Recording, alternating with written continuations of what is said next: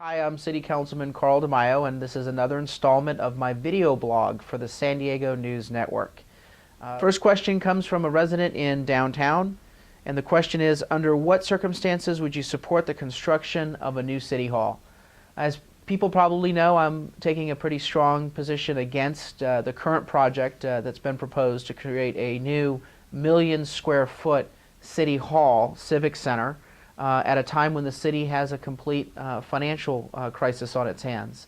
I believe that we need to get our fiscal house in order before we start talking about building a new city hall for city workers.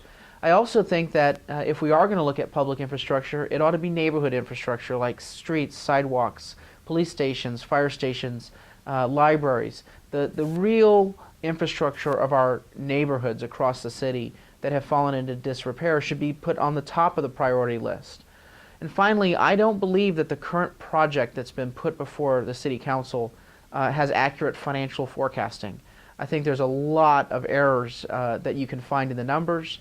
And you know, San Diego taxpayers have been burnt in the past on these development deals. So I want to make sure that we end that practice, that we really put these numbers to the test and make sure that San Diego taxpayers will benefit in the end. And so I'll continue to watchdog the project and demand that we have better transparency and accountability and hopefully a better deal for San Diegans. The next question comes from a resident in Mira Mesa. Where did you get the idea to hold a volunteer summit in the district? And this, to give a little bit of context, about a month ago I held a volunteer summit to support nonprofit groups in District 5.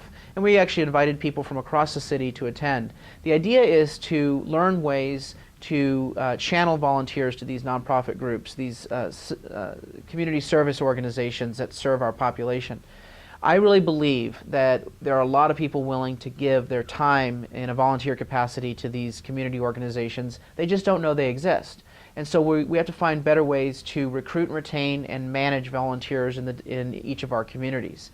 I saw at Qualcomm Stadium during the fires, when I helped lead the volunteer efforts during the fires of 2007 at Qualcomm, that there's an enormous generosity in San Diego. Whenever we needed something or someone, people stepped forward during the fires. But I think that generosity exists not just once every 3 or 4 years like we saw during the fires. I think the generosity of volunteers and San Diegans exists 365 days a year. And the question is, how do we harness that generosity? And that's why we held our volunteer summit, and now we have a volunteer action plan for each of the communities in District 5 to connect volunteers with nonprofits, and we're looking forward to implementing that plan in the coming months. If you have a question for me, you can submit it to InterviewCarl@sdnn.com. Submit your question. I'd be happy to answer it in an upcoming edition of our video blog. Thank you.